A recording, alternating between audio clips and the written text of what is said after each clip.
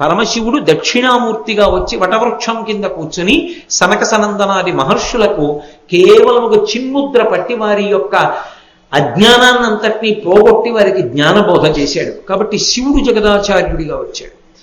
కానీ మీరు ఒక్క విషయాన్ని జ్ఞాపకం పెట్టుకోవాలి. ద్వాపర యుగం చివరకు వచ్చేటప్పటికి ఒక పెద్ద సమస్య ఒకటి బయలుదేరింది. అసలు ఇది ద్వాపర యుగం చివరిలోనే ప్రారంభమైపోయింది ఈ సమస్య.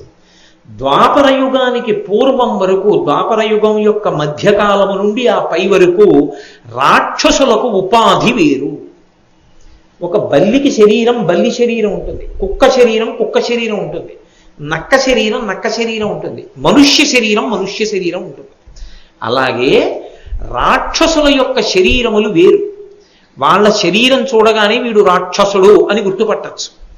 ద్వాపర యుగం చివరకు వచ్చేటప్పటికీ, ప్రత్యేకించి కలియుగంలోకి వచ్చేటప్పటికీ ఒక పెద్ద ప్రమాదం వచ్చింది. రాక్షసులకు ఉపాధి లేదు, రాక్షసులకు శరీరం ఉండదు. మరి ఎక్కడ ఉంటాడో రాక్షసుడు? మనుష్యుని యొక్క మనసు ఎందు ఉంటాడు, ఎక్కడో ఉండడు. మనుష్యుని మనసులోనే రాక్షసుడు కూర్చుని ఉంటాడు. ఇప్పుడు ఎలా గుర్తుపడతారు? అప్పుడంటే రాక్షసుడు తెలుసు కాబట్టి బాణం వేసి చంపాడు. అప్పుడు రాక్షసుడు తెలుసు గదబెట్టి కొట్టి చంపాడు. అప్పుడు రాక్షసుడి ఉపాధి తెలుసు గుర్తుపట్టి చంపాడు. ఇప్పుడు రాక్షసోపాధి తెలియదు, దేవాలయంలోకి వస్తాడు, ఎందుకు వచ్చాడో తెలియదు. అందుకే కలియుగంలో కర్మ ఏమైంది? వెళ్ళవలసిన భక్తులందరూ కూడా ఒళ్ళంతా తడివించుకుని వెళ్ళవలసి వస్తుంది. చేసే దౌర్భాగ్య పని ఎవడో ఓడు ఉంటాడు, వాడి కోసం మిగిలిన వాళ్ళందరూ కష్టపడతారు. వాడికి దేవాలయం మీద దృష్టి, అది విచిత్రం. కాబట్టి ప్రజల్ని పాడు చేసేవాడు ప్రజలతో మమేకమై పాడు చేస్తూ ఉంటాడు. రాక్షస బుద్ధి మనస్సు ఎందే ఉంటుంది. ఇప్పుడు రాక్షసుడిని ఎలా గుర్తుపట్టలేరు. కాబట్టి ఇప్పుడు ఉపాధి వేరుగా లేదు కాబట్టి సంహారం చేయడం అంత తేలిక కాదు. ఇప్పుడు కృష్ణ భగవానుడి యొక్క ప్రతిజ్ఞకి చిన్న ఇబ్బంది వచ్చింది. ఆయన ఏమన్నాడు? వినాశాయచ దుష్కృతాం, నేను దుష్కర్మలు చెడ్డ పనులు చేసేవారిని చంపేస్తానన్నాడు. అంటే ఆయన ఉద్దేశ్యం ఏమిటి? రాక్షస సంహారం చేస్తాను. ఇప్పుడు మనుష్యులలో చెడ్డ పనులు చేసేవాళ్ళు అని గుర్తుపట్టి చంపేయడం పరమేశ్వరుడికి పెద్ద విషయం కాదు, చంపేస్తాడు.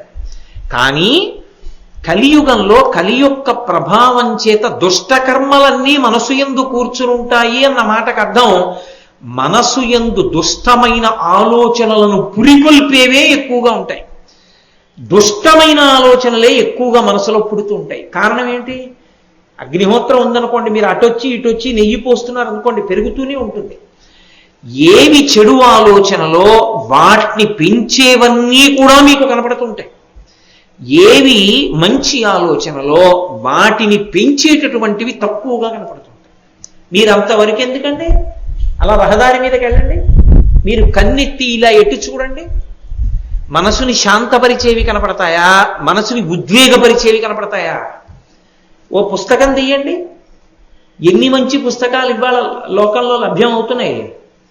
మీరు ఏది చదవదామని ప్రయత్నం చేయండి. ఓ దినపత్రిక తీయండి, మీ మనసుకి ఉద్వేగం కల్పించేవి ఎక్కువ ఉంటాయా? మీ మనసుని శాంతంగా ఉంచేట్టు చేసేవి ఎక్కువ ఉంటాయా?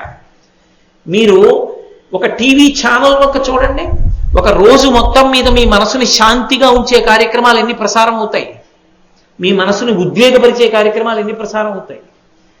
ఉద్వేగపరిచే సాధనాలు బయట అన్ని ఉన్నప్పుడు, ఉద్వేగపడడం మనసు యొక్క లక్షణం అయినప్పుడు, నెయ్యి పోస్తే బాగా మంటలేవడం అగ్నిహోత్రానికి లక్షణం అయితే, మనసులన్నీ ఉద్వేగమునకు కారణములవుతాయి. మనసు యందు రాక్షసుడు ఉన్నాడు అన్న మాటకు అర్థం ఏమిటో తెలుసా? సంకల్ప స్థితి యందు ఉంటాడు, ఎప్పుడు బయటికి వస్తాడో తెలియదు. మనసుని ఆశ్రయించి ముందు ఆలోచనలో తేడా ఉందనుకోండి, నేను ఏదో ఎప్పుడు దుష్టమైన ఆలోచనతో ఉంటున్నాను అనుకోండి, మీకు ఎలా తెలుస్తుంది? మీకు తెలియదు. నా మనస్సు యందు ఆ పరిస్థితి బాగా ఉద్ధృతమైన నాడు నేను చెడ్డ పని చేసేస్తాను. ఆ చెడ్డ పని నేను ఎప్పుడు చేస్తాను అన్నది పసికట్టడం. అంగుళం పోలీసులు పెట్టినా మీరు పట్టుకోగలరా? అంగుళానికి ఓ పోలీసులు నిలబెడితే పట్టుకోవడం కుదురుతుందా? కుదరదు. ఇది మనసులో రాక్షసుడు ఉన్నాడు, వాడు ఎప్పుడు ఏం చేస్తాడో తెలియదు. వాడికి అవకాశం బలంగా ఏర్పడగానే వాడు చేస్తాడు. వాడిని తొక్కి పెట్టి ఉంచగలిగిన సత్వగుణం ఉన్నంతకాలం భయానికో భక్తికో అణిగుంటాడు. అవకాశం దొరికి లోపల ఉన్న రాక్షస ప్రవృత్తి పెరిగిందనుకోండి, దుష్ట పని చేసేస్తాడు. ఎంతమంది రక్షక భటుల్ని పెట్టి మీరు ఆపుతారు? ఎలా సాధ్యం అవుతుంది? వినాశాయచ దుష్కృతాం ఎలా సాధ్యం కలియుగంలో? ఇది పెద్ద సమస్య అయింది. కారణం రాక్షసోపాధి మనుష్యోపాధి విభాగం లేదు.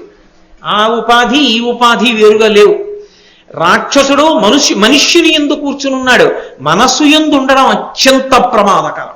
ఎందుకో తెలుసా? అన్నిటికన్నా ప్రమాదకరమైన విషయం ఏమిటి అంటే మీకు ఎప్పుడైనా సరే ఒక చెడ్డ పని ఎలా చెయ్యొచ్చో తెలిసి ఉండడం. ఎందుకనంటే వ్యూహము ఉన్న తర్వాతే అది కార్యరూపాన్ని పొందడానికి పెద్ద అంతరమేమి ఉండదు. ఇంకా అసలు ఈ తప్పు పని ఇలా చెయ్యొచ్చు అని నాకు తెలిసిందనుకోండి, దాన్ని అలా అమలు చెయ్యమన్న ఆలోచన నాలో ఎప్పుడో అప్పుడు తీవ్రతరం అవుతుంది. నాకు అసలు ఆ తప్పు పని ఎలా చెయ్యొచ్చో తెలియదు అనుకోండి, నేను మీతో స్పష్టంగా చెప్పాలంటే నేను ఎప్పుడూ ఇంత పవిత్రమైన వేదిక మించి ఆ మాట అనలేదు, కానీ ఇవాళ అంటున్నాను. నాకు పేకాడడం రాదనుకోండి, నాకు అసలు పేకాటలో డబ్బు పోగొట్టుకోవడమో పేకాట ఆడి వ్యసనానికి వశం అవ్వడమో నాకు అవకాశం ఉండదు కాదు. అబ్బెబ్బే తినేనండి, మా ఇంట్లో పెళ్ళప్పుడు ఆడుతూ ఉంటానండి, తోచకపోతే ఆడతానన్నాను అనుకోండి, ఆ తర్వాత ఏమవ్వాలో ఎప్పుడప్పుడు. మనస్సులోకి వ్యూహం ఉండడం ఎప్పుడు కార్యంగా మారుతుంది అన్నది చెప్పడం ఎవరికీ సాధ్యం కాదు. అందుకే అటువంటి దాన్ని ఆ దుష్టకర్మకి సంబంధించిన ఆలోచన లోపల ఉన్నదాన్ని మొగ్గలో తెంపాలి తప్ప పువ్వు అయ్యాక తెంపడం కుదరదు. అది అవకాశాన్ని తీసుకుంటుంది, ఎప్పుడో అప్పుడు తీసుకుంటుంది జీవితం మొత్తం మీద. ఒకసారి తీసుకున్న తర్వాత ఎంత కిందకి జారిపోయారో ఇక లెక్క కట్టడం కష్టం. అందుకే చాలా విషయాలు తెలియకుండా ఉండడం మంచిది.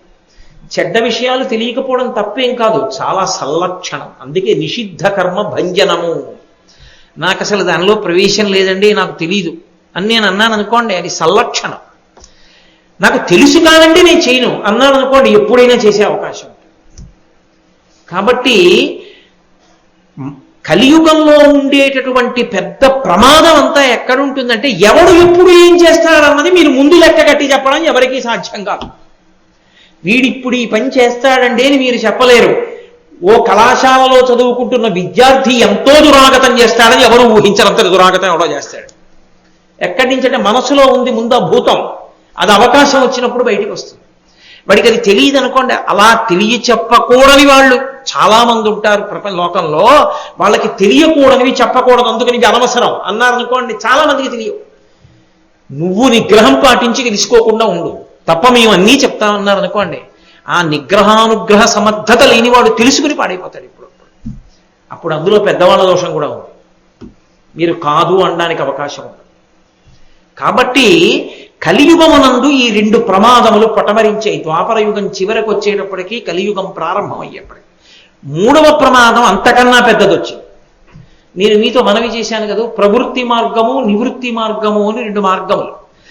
ఈ రెండు మార్గాలలోనూ ప్రవేశించి వేదంలో ఉన్న విషయాన్నే చెప్తున్నట్టుగా ఉంటాయి. వేదానికి దూరంగా జరిగిపోయినట్లు మీకు దొరకదు. వేదంలో ఉన్నదే కదండి చెప్తున్నాడు అనిపిస్తుంది. అటువంటివి 72 మతాలు బయలుదేరాయి. ఒక్క వేదాన్నే ప్రమాణం చేసి మాట్లాడుతున్నానన్నారు. న్యాయము, మీమాంస, వైశేషికము, చార్వాకము, బౌద్ధము, జైనము ఇవన్నీ కూడా వేదాన్ని ప్రమాణంగా చేసుకుని మాట్లాడుతున్నాం అన్నాయి. కానీ వైదికములు కాకుండా పోయి. వైదికము అన్న మాటకు అర్థం ఏంటో తెలుసా? వేదాన్ని 100% అంగీకరించి మాట్లాడడం. వేదం ఏం చెప్పిందో అందులో ఉన్న విషయాన్ని యథాతథంగా నువ్వు మళ్ళీ సొంత బుద్ధితో ఒకటి ఒప్పుకొని ఒకటి ఒప్పుకోకపోతే వైదికం అందరం. వేదంలో భగవంతుని యొక్క రూపాలు అనేకం చెప్తుంది వేదం. నాకు ఇష్టమైన రూపం ఒకటి నేను చెప్పి నాకు ఇష్టం లేదు కాబట్టి మిగిలిన దాని పేరెత్తానంటే అది వైదికం కాదు, తప్పది, అది వైదికం అనరు. నువ్వు వేదాన్ని పూర్తిగా అంగీకరించలేదు. వేదంలో ఏవి చెప్పబడ్డాయో అవన్నీ నువ్వు అంగీకరించగలిగితే వైదికం కాదు, వైదికము కాదప్పుడు. వేదంలో కొంత భాగాన్ని అంగీకరించావు, అప్పుడు ప్రమాణమును పూర్తిగా అంగీకరించలేదు కాబట్టి నాస్తిక్య బుద్ధి వచ్చిందంటారు.